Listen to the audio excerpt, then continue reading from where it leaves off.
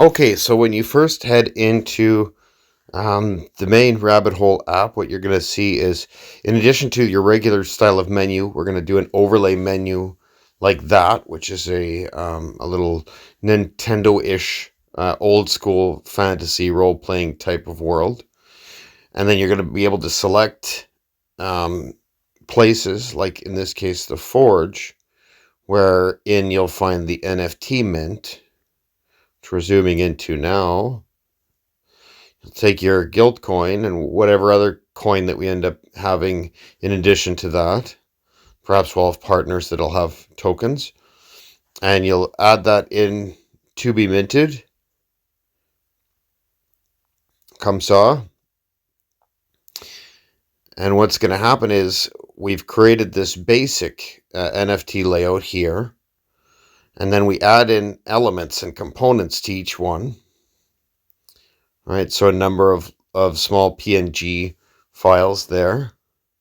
And those are going to make non-fungible tokens. So a token that will be individual to each and every purchaser. We've built a virtual machine that creates these. It moves these things around so that they're all individual. We've got a number of basic level tokens, and then we've got some like this one that are more your epic and rarefied items. And this is what creates rarity to each randomly generated. We're just basically putting in the components, and then the layout is literally randomizing them. And it's going to do that 32 million times to create 32 million unique NFTs, one for every GILD coin that's been minted already. If you're watching this, and some of you already have GILD coin, you'll have a balance at the present time, and that's actually gone up in value a little bit. So you got your GILD coin there.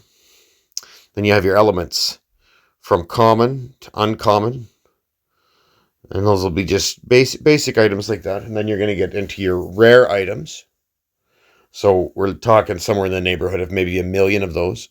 And then your ones that are going to have 500 or less are going to be your epics. And we might even have some legendaries too if we get some really legendary characters as founding members. Then we're going to create NFT components specifically for them, and then we're going to put them into the generator.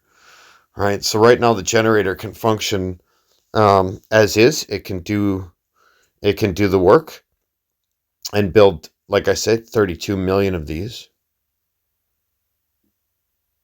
And then people can start to collect and trade and start to try to build sets and things.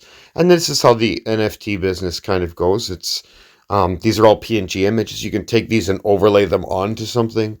They take up a little bit more space than your average NFT, so I would suggest that you host them in our server, which will store encrypted for you until said time. If you want to sell them, then we can move them for you, or you can host them on your own private network.